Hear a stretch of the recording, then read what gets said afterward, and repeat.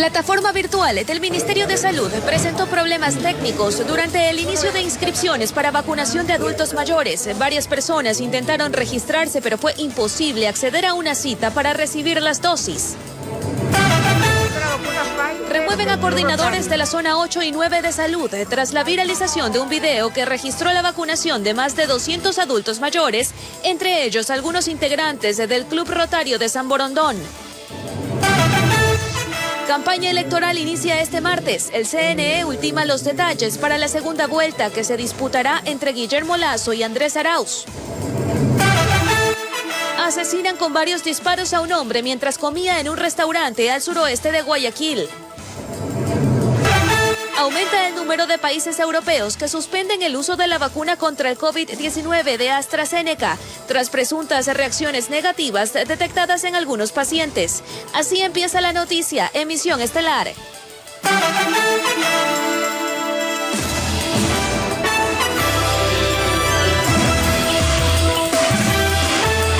¿Qué tal, amigos? Bienvenidos al inicio de una nueva semana informativa. Anneli y Charlie, muy buenas noches. Compañeros y amables televidentes, bienvenidos y gracias por acompañarnos una vez más. Así es, muy buenas noches. Iniciamos inmediatamente con las siguientes imágenes y presten mucha atención porque en breve continúan las investigaciones en torno al asesinato de una familia en el sur de Guayaquil. Los detalles en pocos minutos. Y muy atentos con la siguiente noticia, porque la inscripción para vacunación de adultos mayores en el país inició este lunes con problemas técnicos en la plataforma virtual del Ministerio de Salud. Varias personas intentaron registrarse, pero fue imposible acceder a una cita para recibir la dosis. Escuchemos. Los adultos mayores esperaron por meses este momento para poder registrarse en la plataforma del Ministerio de Salud. Visitamos a la familia de Elsa Gutiérrez, su hermana de 65 años y su madre de 93. Estaban ansiosas de inscribirse para poder acceder a la vacunación, pero no lo lograron. No carga, no hay vacunación. ¿Cómo se siente? Mal, porque yo quería vacunarme. Pese a su avanzada edad, Elvira López aún tiene la ilusión de ser vacunada. Dice que tiene miedo a contagiarse, más aún cuando un hijo suyo falleció a causa del virus. Quiero vivir un día más porque mi hijito ya se fue y tengo mucha pena. El único joven de la casa que maneja las plataformas digitales intentó por varias ocasiones ingresar a la página, pero no fue posible. Yo tendré que estar 24 horas del día intentando entrar a la página web porque siento la necesidad. Otros adultos mayores acudieron a un internet. En casa no cuentan con aparatos tecnológicos, pero fue la misma historia. La página no vale. ¿Quién me puede ayudar? ¿Cuánto tiempo hasta eso ya me llega la muerte y no me puedo hacer vacunar? En los sitios de internet algunas personas esperaron más de 4 horas. No perdían la esperanza de poder inscribirse. Por eso vengo acá para que me ayude. Si me toca, me vacunaré. El Ministerio de Telecomunicaciones señaló que la página presentó problemas técnicos por la gran cantidad de visitas. Pasadas las 17 horas, informó que la plataforma se encuentra en proceso de restablecimiento y que todos los registros efectuados están cargados en la base.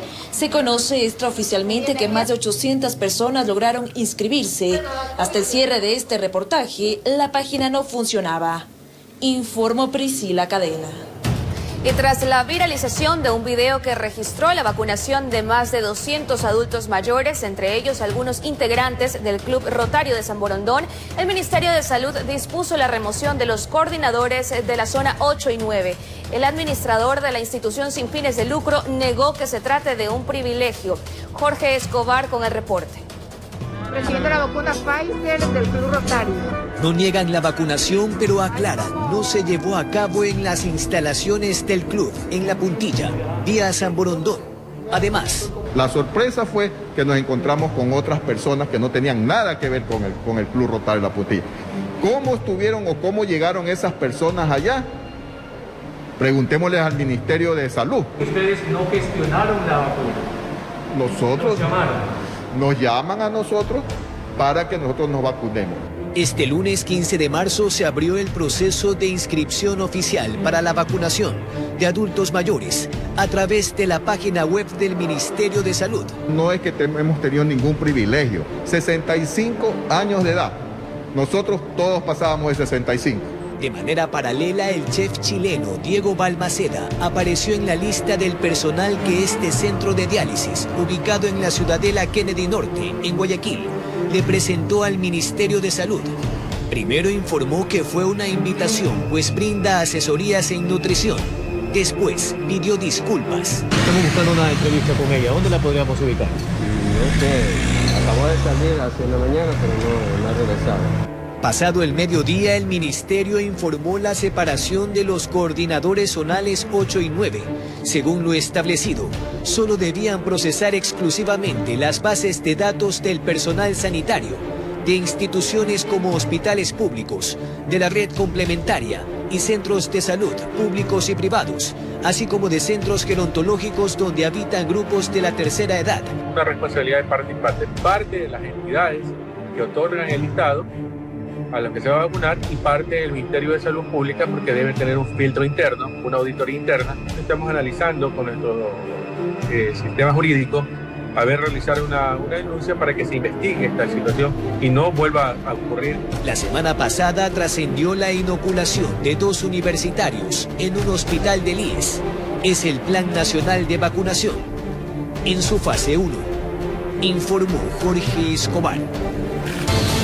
A un año de la pandemia, conozca los testimonios de quienes vivieron minuto a minuto la tragedia, el colapso de todos los sistemas y miles de muertes. Nos tocó afrontar esto de la mejor manera. Yo creo que no hubo tiempo de pensar, tú todos los días que llegabas a tu casa, lógicamente hacías una recapitulación de lo que tú has vivido en el día. Los detalles este martes en La Noticia, emisión estelar.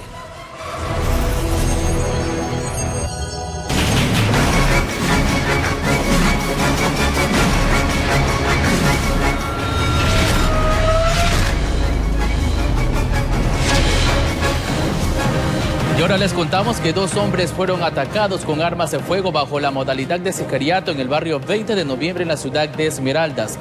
Uno de ellos murió tras ser alcanzado por 18 proyectiles en diferentes partes del cuerpo. El otro resultó herido a la altura de la cintura y fue llevado a una casa de salud donde los galenos lo estabilizaron y de momento está en proceso de recuperación. Supuestamente se trataría de un nuevo hecho selectivo y en la escena del crimen, los agentes policiales levantaron 46 indicios balísticos, así como panfletos, en los que un grupo se atribuía el hecho de sangre. Al parecer sería un ajuste de cuentas entre bandas delictivas. Y en otro hecho violento, la policía investiga el asesinato de un ciudadano ocurrido cuando comía en un local de las calles 11 y Pedro Pablo Gómez al suroeste de Guayaquil. Se presume que se trataría de un ajuste de cuentas. Impulsado por su apetito nocturno, llegó hasta este local situado en las calles 11 y Pedro Pablo Gómez, sector sur-oeste de Guayaquil. Allí buscó un poco de comida típica para merendar a la espera de retornar a casa y descansar. Sin embargo, el destino ya le tenía un revés inesperado. Y así fue como a bordo de una motocicleta vieron llegar a un sujeto encargado de acabar con sus planes. Un sujeto ingresa al restaurante, el mismo que se había bajado segundos antes de una motocicleta de color blanca, y ingresa directamente y atenta contra la humanidad del ciudadano de 29 años. El autor del suceso disparó sin control. 8 veces presionó el gatillo en busca de acabar definitivamente con la vida de esta persona. Una de esas balas generó afectaciones a una mujer de 40 años, quien presta colaboración en la cocina de este restaurante. Las 2 personas fueron trasladadas hasta una casa de salud. Ella recibió una limpieza superficial y no pasó a mayores, pero el joven de 29 años lamentablemente agotó sus esfuerzos por sobrevivir y la muerte lo cubrió. Se habían escuchado 8 detonaciones y aparentemente de las 8, pues 7 impactan en el objetivo, en el blanco, en la humanidad del sujeto lamentablemente hoy fallecido. Tras este nuevo crimen giran las hipótesis que lo relacionan con posibles ajustes de cuentas, basado en un historial delictivo que reposa en manos policiales. 2 de ellos por tráfico de sustancias estupefacientes y psicotróficas, un antecedente por hurto y el otro muy reciente, por cierto, del año 2020 por asesinato. Informó José Morales. 4 personas han perdido la vida en las últimas horas en accidentes de tránsito en Babahoyo, capital de la provincia de Los Ríos. Las autoridades investigan las causas de estos percances viales.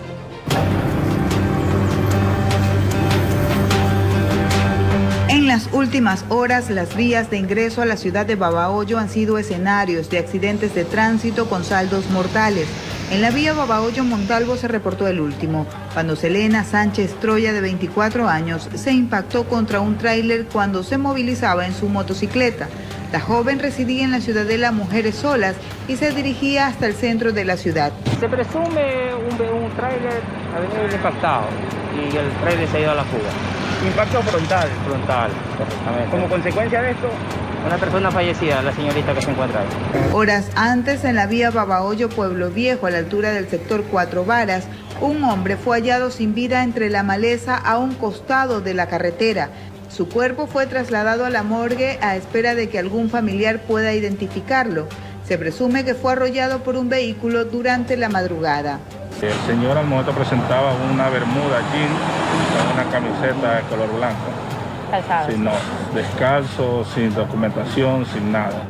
Horas antes de este hallazgo, Walter Vélez y Rosa Lamilla sufrieron un accidente en la vía Babahoyo-Juján.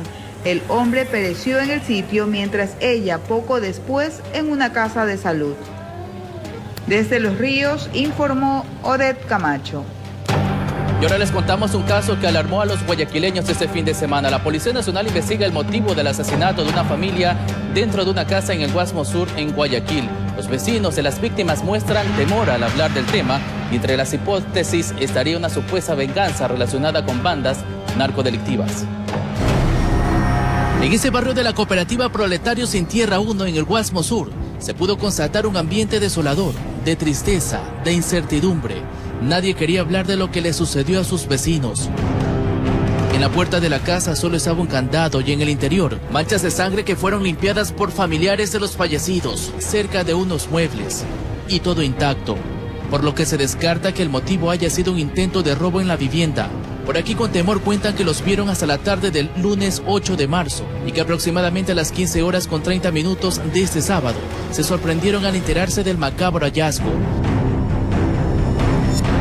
Lo que más pena da fue por la criatura. De ahí lo que ellos andan haciendo, no andan haciendo, ese es el problema de cada quien. Eso es de la puerta para adentro. Es una persona muy tranquila, al menos la señora Rocío, el señor Eduardo. Ellos siempre la atienden a su casa. Criminalística encontró a Eduardo Ernesto Ibáñez, de 23 años, degollado en la cocina, y en la habitación al fondo de la casa, a Mireya Teresa Llerena Merino, de 27 años, junto a la menor de edad. Las dos también tenían cortes en el cuello, mientras que a Francisco Eduardo Ibáñez Caicedo, de 52 años, fue asesinado de la misma manera con un arma blanca, y a su esposa Victoria del Rocío Alvarado Rodríguez, de 45 años, con un disparo en la cabeza. Las dos víctimas, de sexo masculino, tenían antecedentes penales por tráfico de drogas. El perro de la familia vivió algunos días con los cadáveres. La DINASEC maneja algunas hipótesis en cuanto al asesinato de la familia, quiénes y cuántas personas participaron y por qué lo hicieron. Ese martes la Policía Nacional dará más detalles de este caso. Se presume que estaría relacionada a una venganza de parte de bandas narcodelictivas. En el exterior de la casa se encontró un mensaje de una supuesta advertencia con la palabra sapos, informó Charlie Pisa. Atentos, porque más adelante desarticulan mayor red de distribución de cocaína en España.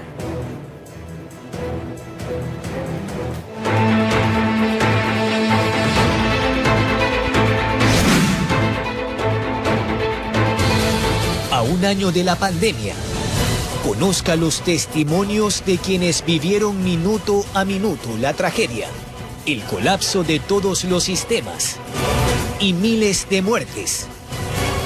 Nos tocó afrontar esto de la mejor manera. Yo creo que no hubo tiempo de pensar.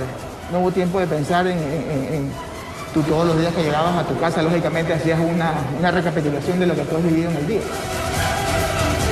Los detalles este martes en La Noticia, emisión estelar. Mucha atención con la siguiente noticia porque dentro del cargamento de vacunas contra el COVID-19 que recibirá nuestro país para inmunizar a la población está la de AstraZeneca, la misma que ha sido suspendida en varios países europeos. En Ecuador, especialistas señalan que no hay razones suficientes para no aplicar el fármaco. El documento del Ministerio de Salud Pública con fecha 24 de enero del 2021 indica que la Agencia Nacional de Regulación, Control y Vigilancia Sanitaria, ARCSA, emitió la aprobación de uso de la vacuna contra el COVID-19 desarrollada por AstraZeneca y la Universidad de Oxford. Eso sí, previo al cumplimiento de los requisitos establecidos en el marco legal, que la agencia autorizó la importación del medicamento en aproximadamente 5 millones de dosis que serán aplicadas a 2.500.000 ecuatorianos más.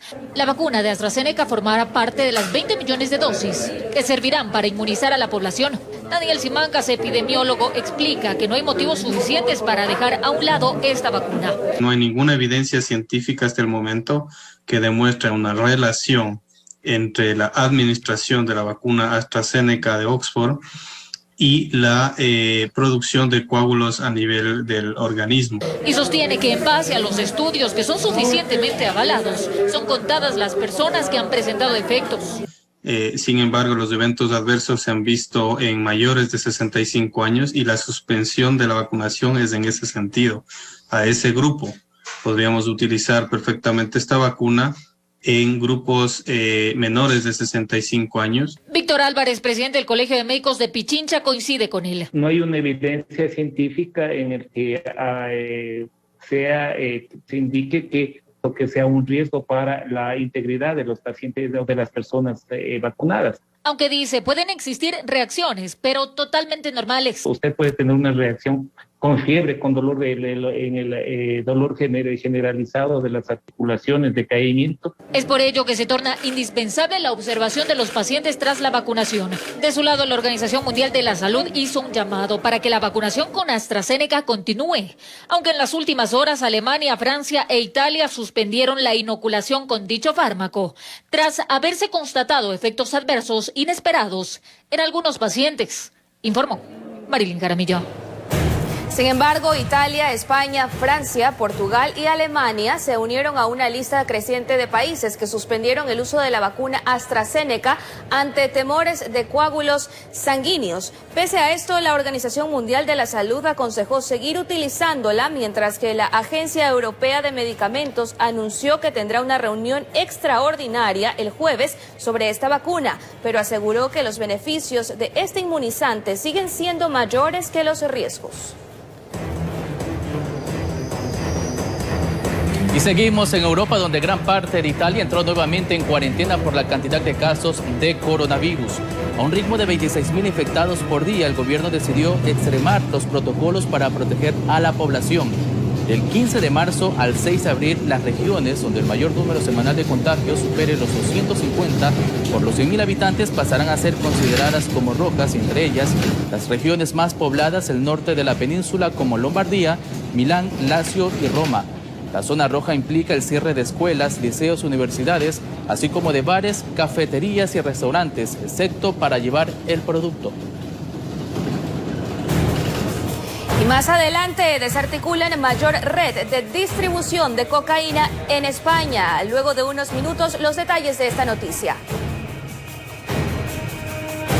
En noticias nacionales, el exministro de Salud, Juan Carlos Ceballos, compareció vía telemática por presunto tráfico de influencias en la aplicación de vacunas. Los demandantes señalan que la Fiscalía los estaría aislando del proceso. Escuchemos.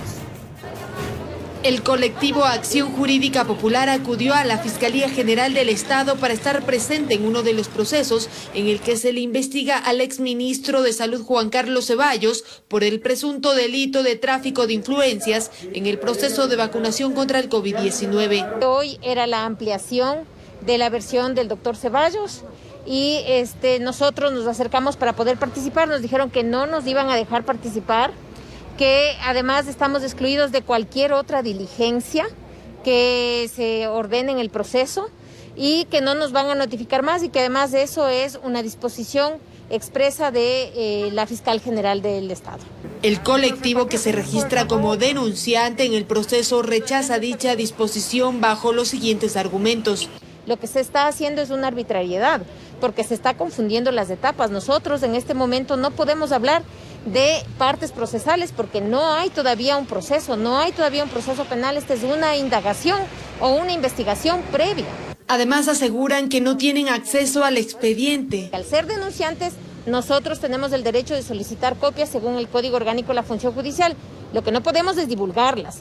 Hemos solicitado y en la tarde del día que hicimos de esa solicitud ya nos llegó la notificación con la exclusión de esta etapa de nuestra participación. La Fiscalía, por su parte, ha indicado al colectivo que garantizará objetividad y transparencia en el proceso. La palabra no es suficiente, hay que demostrar con hechos. Entonces ya el señor se fue. Ahora está el ministro Farfán, quien ha dicho que no va a entregar la información. Y siguen cometiendo los mismos errores por los que, incluso ilícitos, por los que se denunció al señor Ceballos. Informó Valeria Navarro. La tarde de este lunes, el Tribunal Penal de la Corte Provincial de Pichincha levantó la prisión preventiva que pesaba sobre la secretaria de Salud del municipio de Quito, Jimena Abarca. El dictamen del tribunal también ordena que la funcionaria utilice grillete mientras dure este proceso. Fue este 15 de marzo que el Tribunal de la Corte Provincial de Pichincha decidió sustituir la prisión preventiva que mantenía Jimena Abarca por la utilización de grillete electrónico.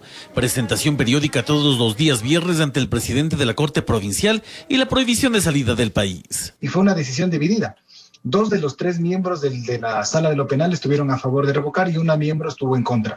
Según la defensa de la Secretaría de Salud del municipio de Quito, la decisión de sustitución de medida marca como precedente que la Fiscalía, en la audiencia de vinculación, no pudo demostrar los indicios suficientes a la prisión preventiva. También analizaron la actuación del presidente de la Corte Provincial, porque si bien existe la obligación de la Fiscalía de motivar el pedido de prisión preventiva, también hay otra obligación, que es la obligación de filtro, que es importante en el caso del juez, de ver si el pedido de la Fiscalía es procedente o no es procedente, analizar los estándares constitucionales, convencionales y legales, y por eso tomaron esta decisión, que fue justamente lo que se presentó como defensa. Agradezco a mi familia, Ana Lucía Martínez y Mateo Martínez, a mi abogado, Nicolás Salas, a mis amigas, a los salubristas que luchan día a día contra la pandemia, a las organizaciones de mujeres, a Linda Guamán y al señor alcalde Jorge Yunda por su solidaridad, libertad.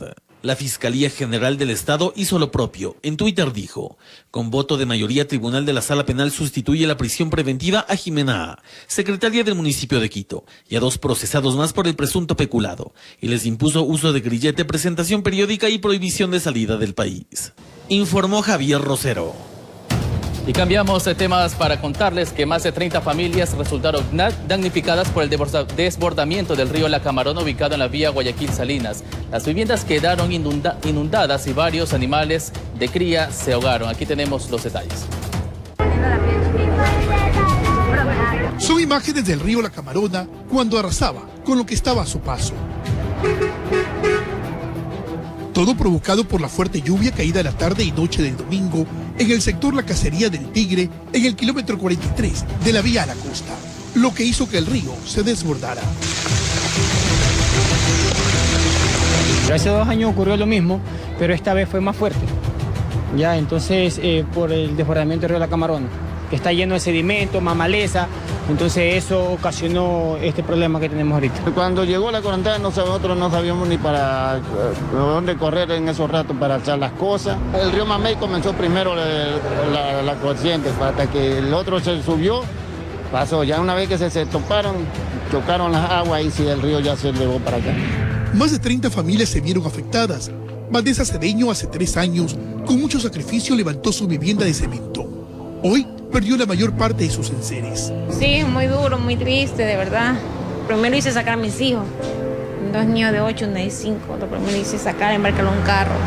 En estas casas todo quedó bajo el agua. Las imágenes hablan por sí solas.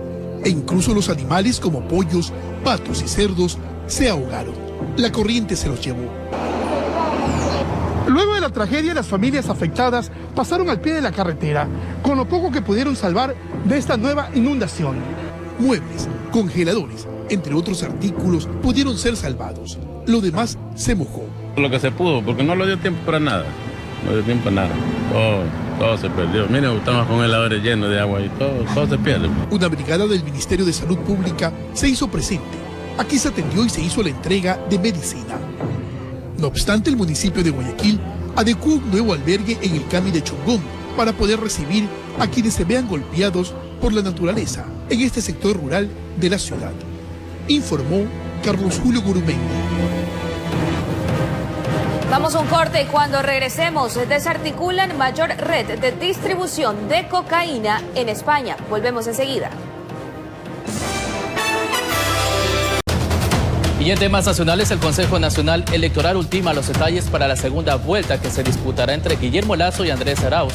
La campaña electoral inicia este martes. Tras la sentencia del Tribunal Contencioso Electoral en la que se niega la impugnación de Yacu Pérez, el CNE ultima detalles para la segunda vuelta con Guillermo Lasso y Andrés Arauz. Sin embargo, lo único que falta es una certificación. Bien es cierto, por la formalidad, nosotros como Consejo Nacional Electoral, imprimir papeletas e imprimir el material electoral, podemos perfectamente esperar. No significa que la campaña tenga que atrasarse. Según el calendario del CNE, este martes 16 de marzo debería iniciar la promoción electoral. Inicio de todos los requisitos. Empezaría el día de mañana el inicio de los requisitos que tienen que presentar las organizaciones políticas para que se pueda contratar a los medios de comunicación para la promoción. Para evitar errores de impresión de las papeletas como la vez pasada, el consejero Enrique Pita indicó lo siguiente.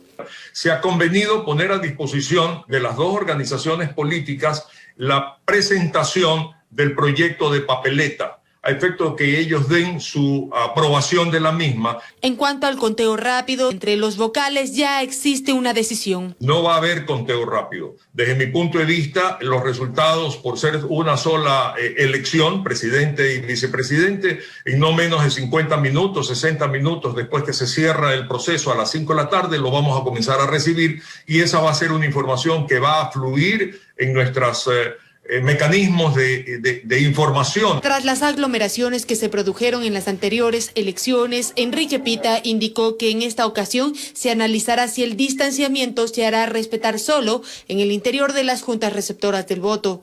En ningún caso el proceso electoral ha ocasionado que exista un efecto negativo de incremento de afectados por el tema COVID. En seguimiento con el calendario electoral, este domingo 21 de marzo se llevará a cabo el debate presidencial entre los candidatos Guillermo Lasso y Andrés Arauz, informó Valeria Navarro. Y el candidato presidencial de UNES, Andrés Arauz, recorrió el cementerio de Otavalo y mantuvo un encuentro con la Unión de Organizaciones Indígenas de esa ciudad.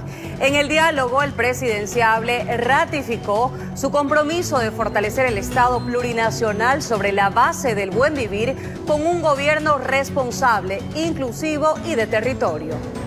Estamos abriendo una gran oportunidad histórica para poder dejar atrás asuntos de bronca, de pelea, de odio, de división que ha existido en el pasado y más bien construir de forma conjunta, con iniciativas, con propuestas, con ideas que podamos sumar y juntar para poder llevar a cabo estos grandes deseos, estas grandes ambiciones para la colectividad.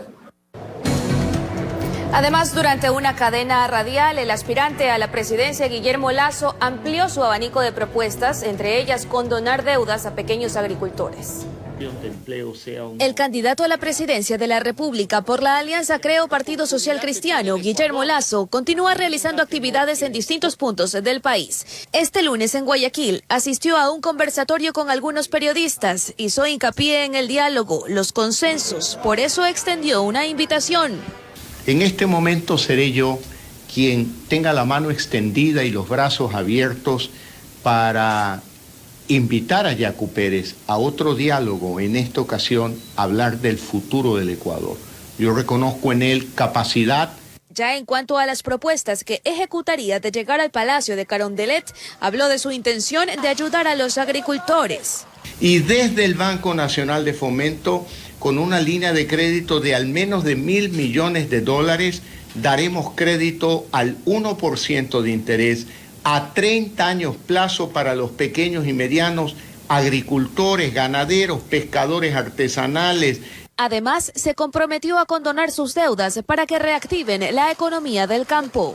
Deudores de buena fe, están en este momento vencidos en el Banco Nacional de Fomento o en Banecuador. Y eso hace que estén en la central de riesgo. Y sobre la necesidad de hacer proyectos de agua potable y alcantarillado pluvial.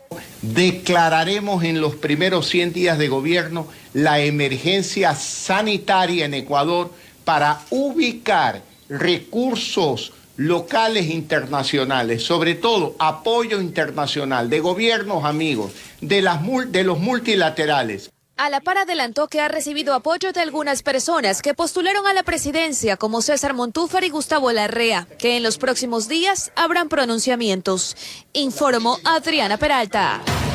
Y por otro lado, el movimiento Pachacutic solicita al Tribunal Contencioso Electoral 24 aclaraciones por la sentencia emitida con la cual se descarta cualquier posibilidad de que Yacu Pérez pase a una segunda vuelta. Además, anunció que desconocerá cualquier candidato que gane las elecciones. El movimiento Pachacutic se muestra inconforme con la decisión del Tribunal Contencioso Electoral, organismo que negó un recurso presentado por Yacu Pérez para la revisión de las actas con supuestas inconsistencias. Los jueces del Tribunal de lo Contencioso Electoral no han analizado las pruebas aportadas. 26.000 actas, en donde claramente especificamos por provincia, por cantón, por parroquia y recinto electoral donde existían inconsistencias. El TSE señaló en su informe un sinnúmero de elementos por el cual no se dio paso al pedido. Ante esto, vocales del CNE se pronunciaron. Y simplemente continuamos con el proceso electoral. El calendario no se afecta en ningún caso, en ningún día, en ninguna fecha, ya que una vez que ha sido emitida la sentencia, esta no podrá sufrir ninguna modificación, ningún cambio. Pachacutic solicita una aclaración sobre la sentencia. Y hemos presentado más de 24 puntos sobre aclaraciones. Además, presentarán ante la Fiscalía alrededor de 70 paquetes electorales que, según dicen, se habrían encontrado en unos basureros de Guayaquil. ¿Por qué no hay custodia? Las organizaciones que tenían que garantizar la custodia de estos elementos, ¿por qué lo han dejado en los basureros? Pachacutic asegura que no habrá movilización nacional, pero que la lucha será la siguiente. No aceptar a ese gobierno que va a entrar corroído. No vamos a aceptar a ese gobierno que va a entrar mediante pactos oscuros. Anuncian que en los próximos días se reunirán para dar su pronunciamiento de cuál será su voto. Con la decisión del tribunal, Yacu no tiene posibilidad de entrar a una segunda vuelta, informó Valeria Navarro. 22:41. Vamos a un corte y cuando regresemos, conmoción en Reino Unido por el secuestro y asesinato de una mujer a manos de un policía.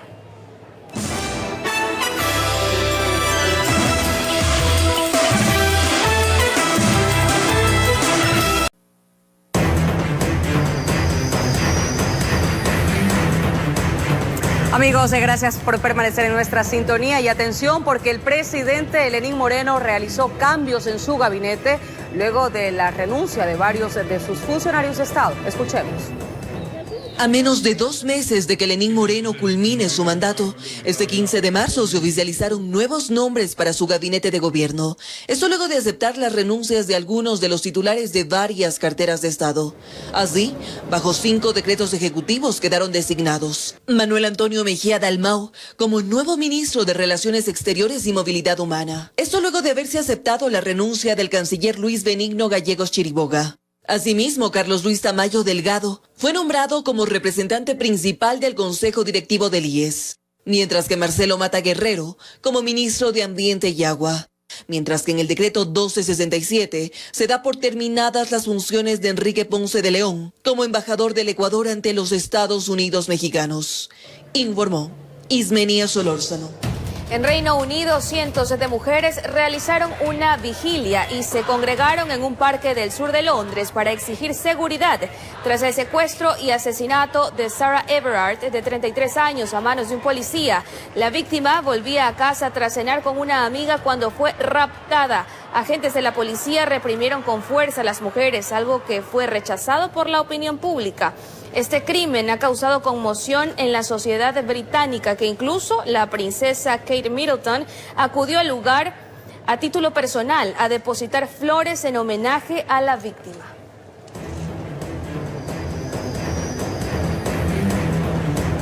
Y volvemos a temas nacionales y les contamos que el directorio del Consorcio de Municipios Amazónicos y Galápagos se reunió con autoridades del gobierno central para exigir que se cancele la deuda que el Estado mantiene con el Comaga. Afirmaron que existen GACs que no tienen recursos para seguir administrando y pagando salarios, y mucho peor para ejecutar obras. Veamos.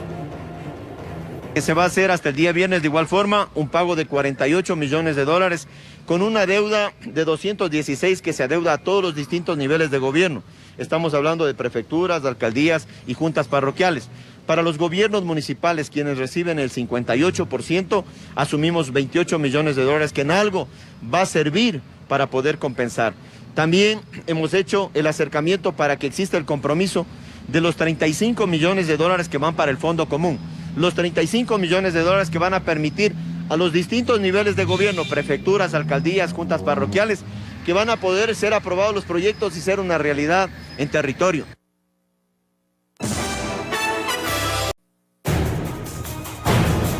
El presidente de la Asociación de Municipalidades del Ecuador indicó que la próxima asamblea deberá tratar reformas al Código Orgánico de Organización Territorial para que los recursos sean administrados de manera equitativa. Escuchemos. Que la asamblea actual se va con una deuda con los municipios del país, ha señalado Raúl Delgado, presidente de la AME, haciendo referencia a una reforma a la ley pendiente que corrija lo que él señala como inequidad en la entrega de recursos a cada gobierno autónomo descentralizado. Hay municipios como San Borondón que le redujeron un 70% de su presupuesto y otros municipios que le redujeron un 10%. ¿Cómo puede ser posible que se pida 10.500 millones de dólares en endeudamiento al Ecuador y ni un dólar de eso pueda ir a los municipios? Esa fórmula se encuentra en el COTAD, de acuerdo al artículo 271 de la Constitución, en la que se señala que corresponde a los GATS el 15% de los ingresos permanentes y un monto no inferior al 5% de los ingresos no permanentes. Y en el 272 se habla de 3 criterios como el tamaño y densidad de la población, necesidades básicas insatisfechas y logros en el mejoramiento de calidad de vida. Aplica para municipios, prefecturas y parroquias rurales. La norma sirve para que los gobiernos locales puedan actuar y de hecho así se ha venido haciendo durante mucho tiempo. Obviamente la afectación se da en un año de crisis donde lamentablemente podemos mañana poner magia en la Constitución, pero la plata no va a aparecer. Sin embargo, Héctor Yepes, presidente de la Comisión de GATS en la Asamblea, añade que el gran desafío de los actuales legisladores ha sido llegar a un consenso con las partes involucradas en este tema. Nosotros lo que hemos hecho formalmente en varias ocasiones es plantearles a los municipios, a las prefecturas y a las juntas parroquiales un diálogo. Hasta ahora ese consenso sinceramente no ha sido posible. Aspiramos que la nueva asamblea pueda reformar esta ley. Según el Ministerio de Finanzas, ya ha cumplido con la totalidad del pago a los GATS en lo correspondiente al modelo de equidad territorial del 2020. Agregó que esta asignación crecerá en un 20% para el año en curso, es decir, un incremento de 459 millones de dólares. Informó Adrián. Y de esa manera finalizamos la emisión estelar. Un fuerte abrazo para todos. Gracias por habernos acompañado. Buenas noches.